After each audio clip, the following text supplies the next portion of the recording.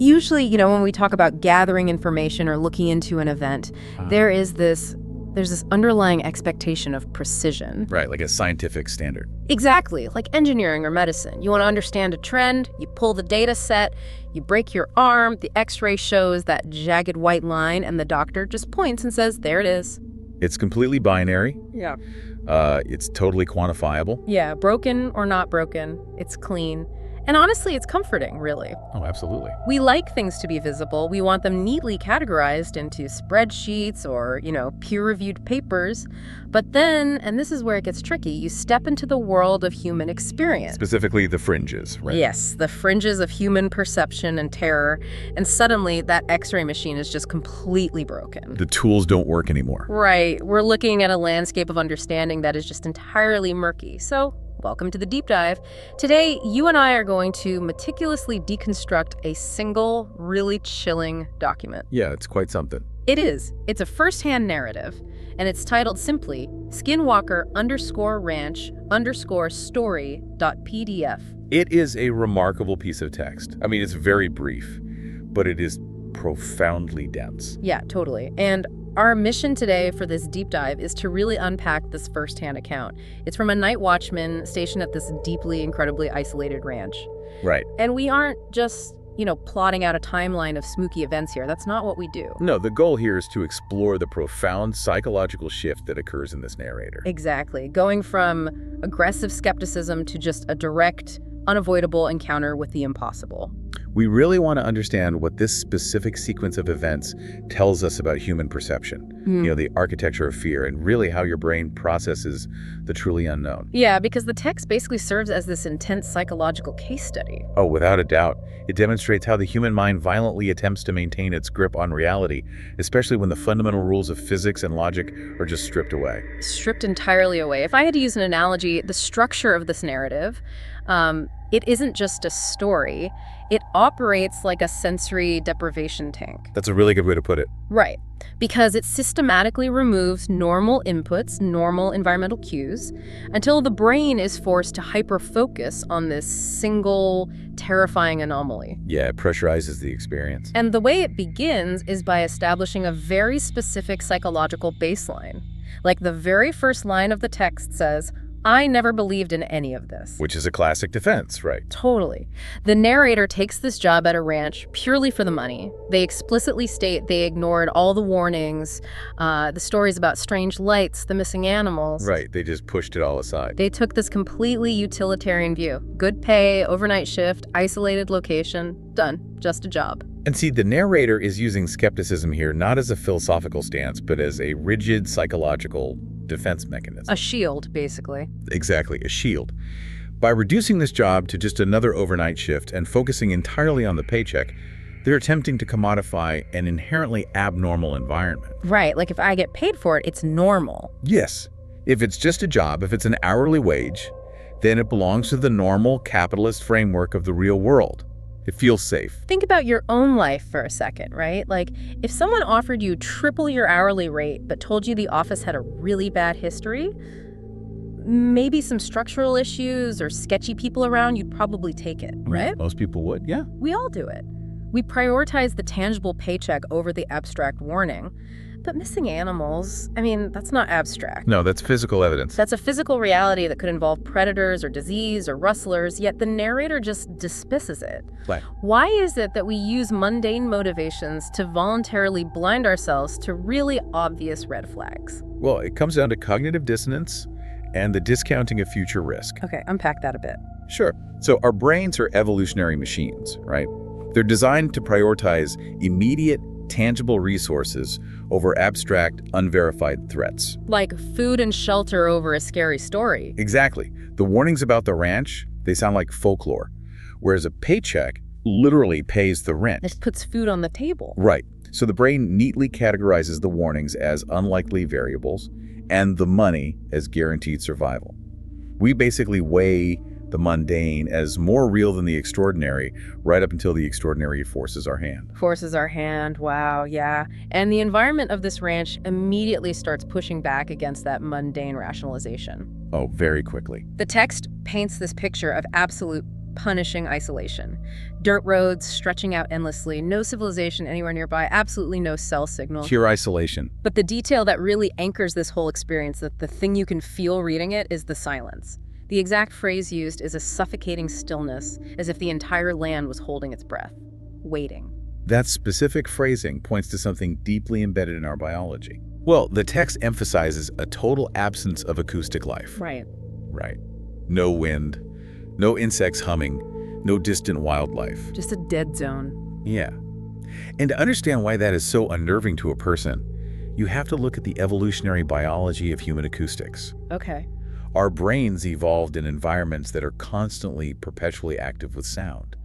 That ambient noise, the wind, water, birds, the micro sounds of insects, that is our baseline indicator that the ecosystem around us is functioning normally.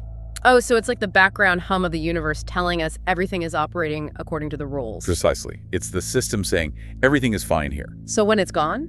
When an environment goes perfectly silent, our primal instincts do not interpret that as peace. They interpret it as an immediate, high-level threat indicator. Because something made it quiet. Yes. In nature, sudden silence usually means an apex predator is near, and all the local fauna have gone perfectly still to hide. Wow, so the silence itself is an alarm bell. A huge one.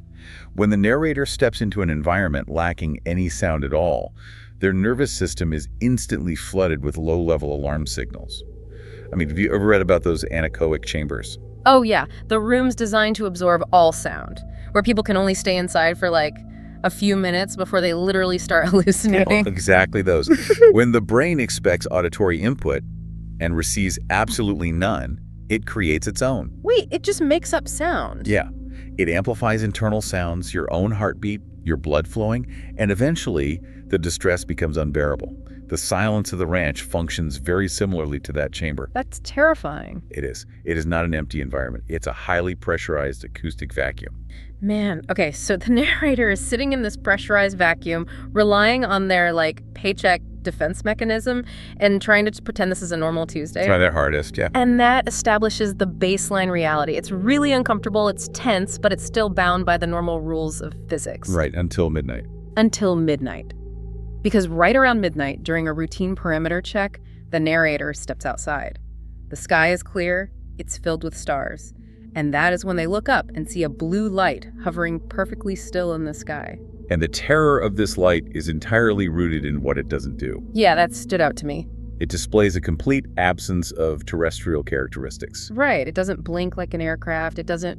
No sound, no vibration. It possesses literally no inertia. Which is impossible. Right. It violently violates our intuitive understanding of Newtonian physics.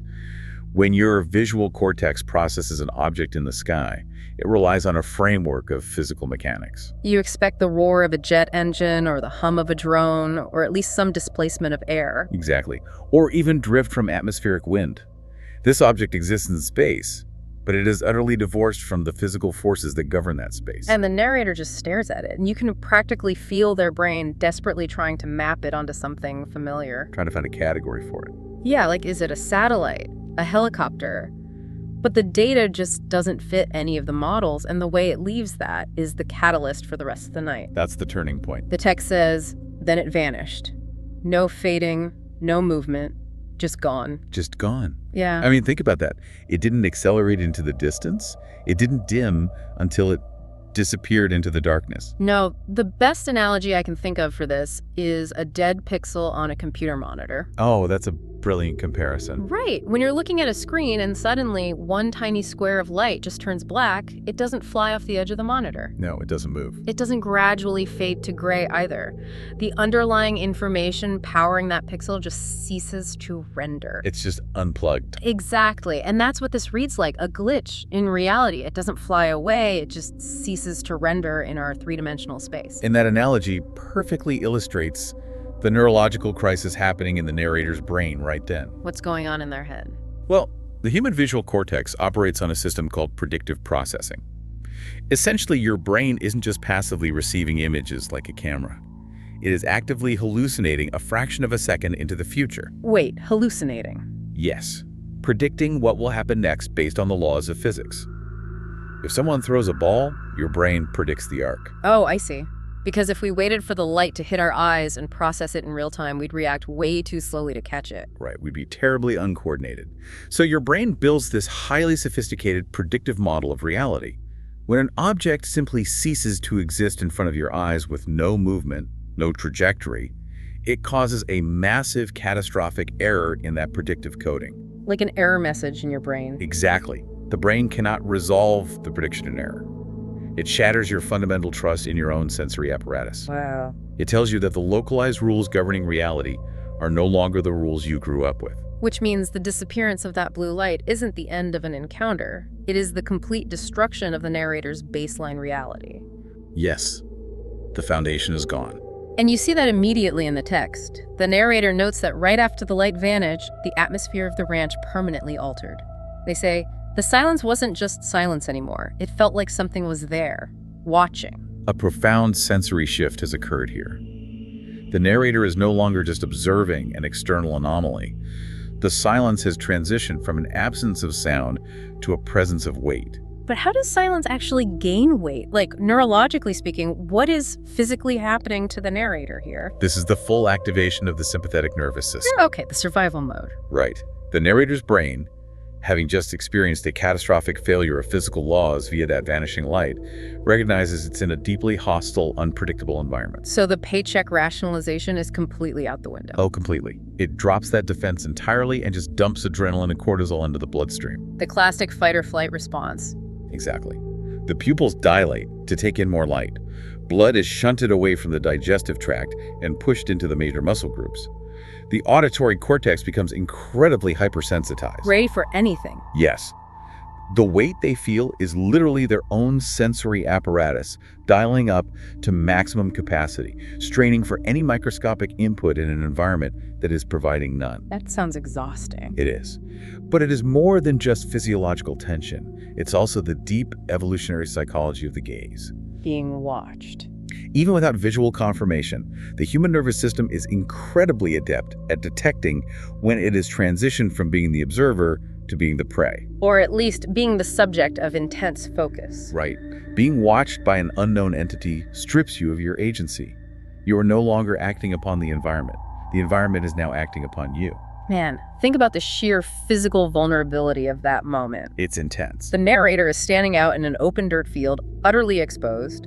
The darkness stretches out endlessly in every single direction. It's like treading water in the pitch black ocean. Oh, that's a terrifying thought. Right. You can't see what's beneath you, but you can feel the vastness, and you intuitively know you are entirely at the mercy of whatever occupies that space. And that intuition creates just an unbearable psychological pressure. The asymmetry of the situation, the idea that something can see them but they cannot see it, it compels the narrator to search the darkness.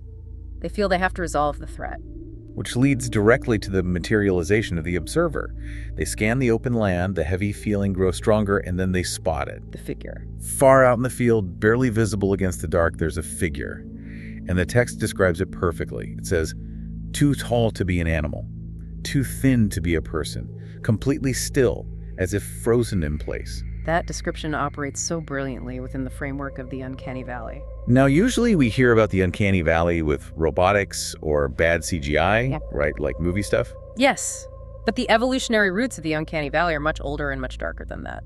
What are we talking? Well, the theory is that early humans developed a deep sense of revulsion toward things that looked almost human, but not quite, as a core survival mechanism. To avoid what, exactly? It was a way to avoid corpses, which carry disease, or individuals visibly suffering from severe transmissible illness. Oh, wow, I never thought of that. Yeah.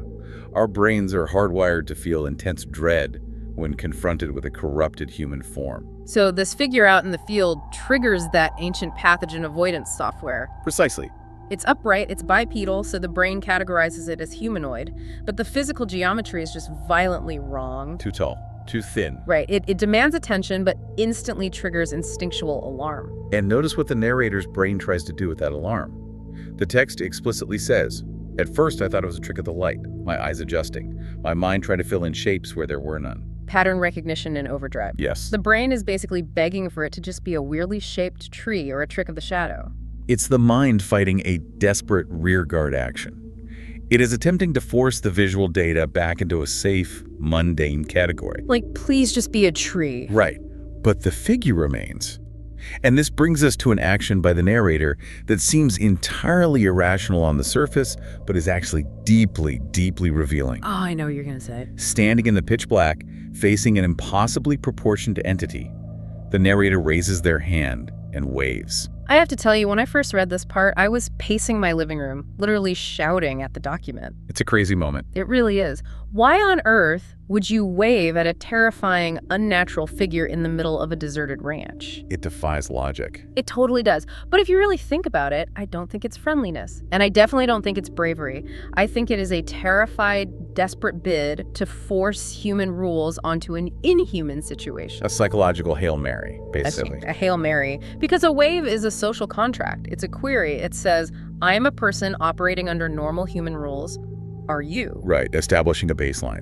Yeah. If the figure waves back normally, maybe, just maybe, it's just a really tall, skinny guy who is lost out there. It's an attempt at forced normalization. Yes. The narrator even admits it. They say, maybe I wanted to believe it was someone. Maybe I needed it to be. The wave is a diagnostic tool deployed by a mind pushed to the absolute brink. If the entity responds with a standard human greeting, then both parties are operating under the same framework of reality. And the terror can subside. But the entity's response shatters that final illusion completely. The text says, for a moment, nothing happened. And then the figure moved. It lifted its arms slowly, unnaturally. The motion was wrong. The author's use of the word wrong or incorrect to describe the movement is so crucial here. Yeah, they didn't say it was slow or aggressive. They said wrong. Why does that specific word induce so much more dread? Like, why is wrong scarier than dangerous? Because aggressive movement is biologically recognizable. We understand aggression. We do. If the figure had suddenly sprinted toward the narrator, that would induce panic, but it would be a very familiar panic. We understand the mechanics of a predator attacking. Sure, we understand kinetic energy, intent, muscle exertion. Exactly. But incorrect movement implies a fundamental disconnect from the physical laws of our universe. It's like something wearing the idea of human behavior without actually understanding how the suit operates. Precisely. It is predatory mimicry executed by an intelligence that just doesn't comprehend terrestrial biology. Wow.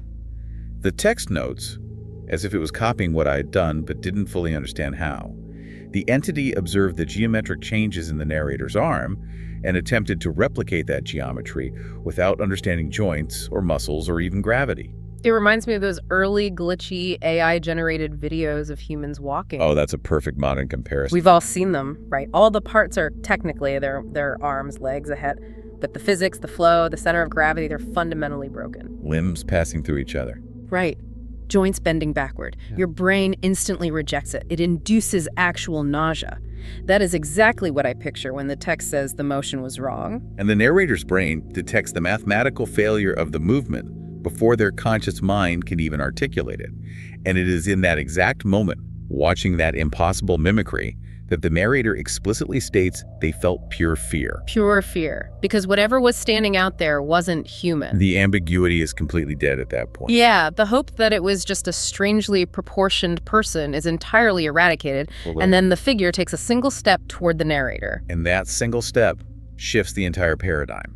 The encounter moves from passive observation to active engagement. The distance is closing. And it triggers absolute primal flight. The text says, and that was enough. I ran. Which honestly is the only logical biological response left. It really is. The defense mechanism of skepticism failed. The denial failed. The attempt to enforce social normalcy through the wave failed. Everything failed. All higher-order cognitive strategies are exhausted, so the brain defaults to the oldest software it possesses. Run for your life. So the narrator bolts. They rush back inside the ranch house, they slam the heavy wooden door shut, and they lock everything they possibly can. Deadbolts, chains. The deadbolts, the chains, everything. They describe their heart pounding so hard it felt like it would give them away.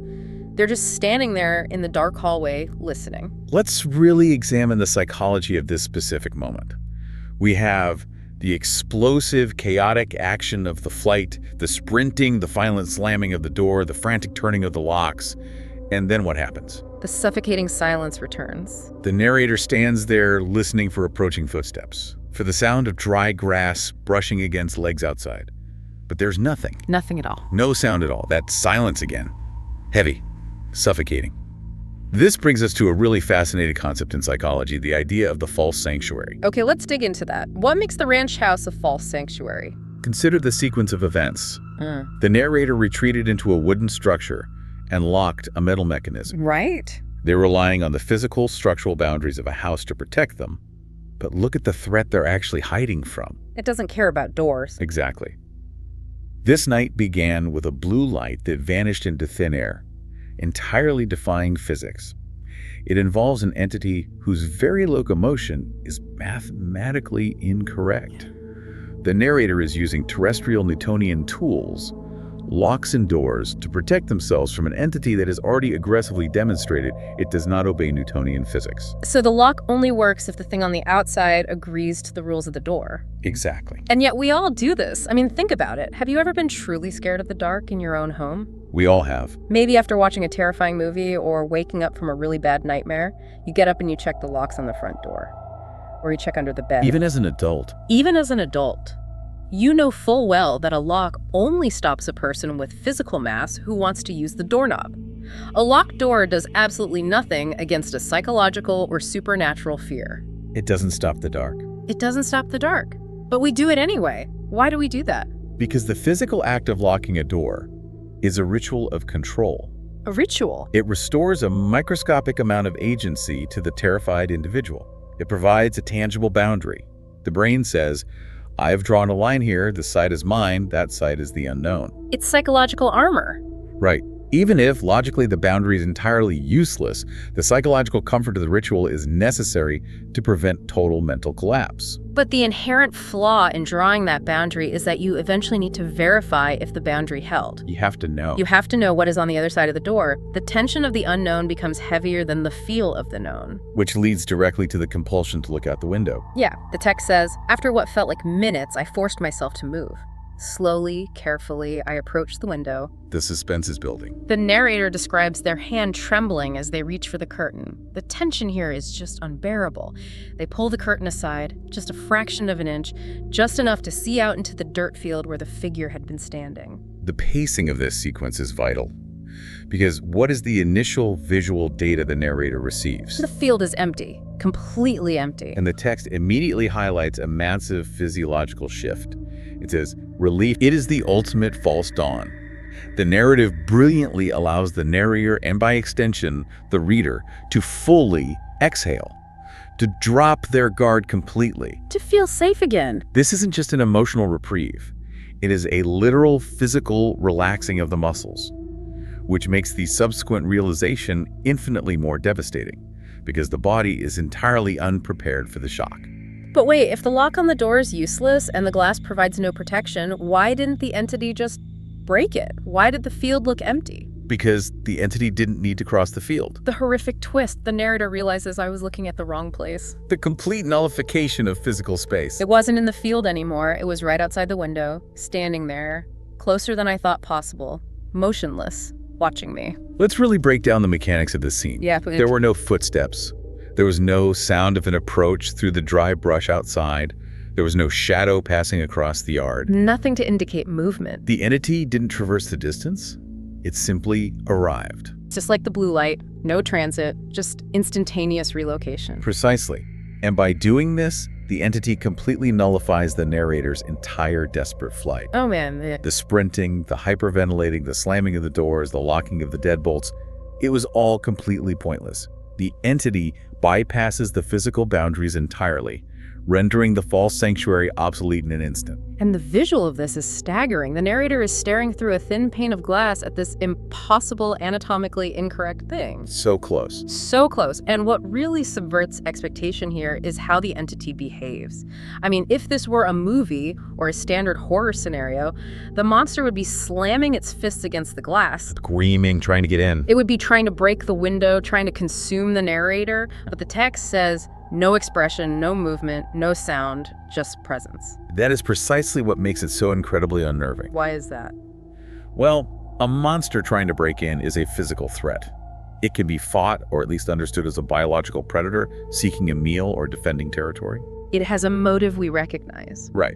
But an entity that simply stands there, motionless, separated by a fraction of an inch of glass, completely bypassing all physical defenses just to look at you. That implies an entirely different set of motivations. It's the horror of the glass pane itself. Yes, the transparency. The glass is a transparent barrier. It offers visibility, but absolutely zero physical protection. It allows the intimacy of the encounter without any of the safety. You are face to face with the impossible, and all that separates you is fragile silica. And staring through that glass, the narrator's primal terror begins to crystallize into a different kind of understanding entirely. The narrator says, and in that moment, something inside me understood what my mind could not. The distinction there is vital. What my mind could not. Their rational brain. Conscious, logical thought, the part of the brain that cares about paychecks and deadbolts, has completely failed. It cannot process the physics or the reality of what is standing outside the window. But the intuitive part gets it. Yes. Something inside the deep, intuitive, perhaps subconscious architecture of the mind receives the message clearly. And the message is an absolute paradigm shift. They say, it was never hiding, it was never chasing, it didn't want to hurt me. This completely recontextualizes the entire night. It wasn't a hunt at all. No, it was not a predator stalking prey. If it wanted to physically harm the narrator, it could have done so instantly. It was already at the window. Exactly. It closed the distance from the far field to the window without making a sound, bypassing all locked doors. Physical harm was trivially easy for this entity, but it refrained. It just wanted me to know I was never alone. And maybe I was never supposed to be there. It is an eviction notice. Wow, an eviction notice. But not one delivered with brute violence. It is an eviction notice delivered through a demonstration of absolute, unfathomable superiority. Yeah, flex of power, basically. The entity shattered the narrator's understanding of reality, violated the laws of physics, triggered their deepest evolutionary fears, and bypassed all physical defenses simply to communicate a boundary. It's basically saying, you are walking in a world you do not understand, protected by rules that do not apply here.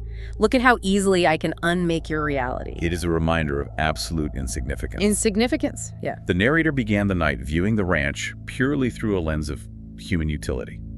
Just a paycheck. By the end of the night, they realize they are less than a trespasser. They are an insect that has unknowingly crawled onto a highly complex alien circuit board. Oof, an insect on a circuit board. The machine isn't actively malicious, right? It isn't trying to hunt the insect. But the insect is in terrible existential danger simply by being in a place governed by forces it cannot comprehend. The insect on the circuit board, what a terrifying, humbling metaphor. Really puts it into perspective. We've traced this journey from arrogant skepticism through the breakdown of physical laws to pure primal terror, and finally to this profound realization of insignificance. It demonstrates that our perception of reality is a highly localized, actually quite fragile phenomenon. We think we have it all figured out. We build our worldview based on the predictable rules of our immediate environment. But documents like this remind us that we rely heavily on the mundane to shield us from the unknown. And the unknown doesn't care about our schedules, our paychecks, or our locked doors. It really doesn't. Which leaves us with a deeply unsettling question to end on. I want you, listening to this deep dive right now, to really ponder this. It's a heavy thought. We spend so much of our lives fearing physical threats, things that can break our bones, steal our possessions, or cause us bodily harm. Things operating under the brutal but understandable laws of nature. Tangible fears. Exactly, tangible fears. But what is truly more terrifying? A monster that chases you because it wants to physically consume you. Or an entity that casually, effortlessly shatters your entire understanding of the universe, violating time, space, and physics, not to destroy you, but simply to stand silently at your window and remind you how utterly, profoundly insignificant you are in its territory. A physical threat destroys the body. An existential threat unspools the mind. Exactly. The mind is far more fragile than the bone. It truly is. If you want to keep exploring the fringes of what we understand, if you want to keep unspooling these strange, terrifying, and deeply human mysteries with us, you need to stay connected. There's always more to uncover. Always. We have so much more to uncover. And to make sure you never miss out, make sure to subscribe to the Unreal Tales channel. There is always more to learn, and the unknown is vast. Thank you for taking this deep dive with us today. Keep questioning the silence, and remember, sometimes the scariest thing isn't the jagged white line on the X-ray. It's realizing the X-ray machine was never measuring reality in the first place. Catch you next time.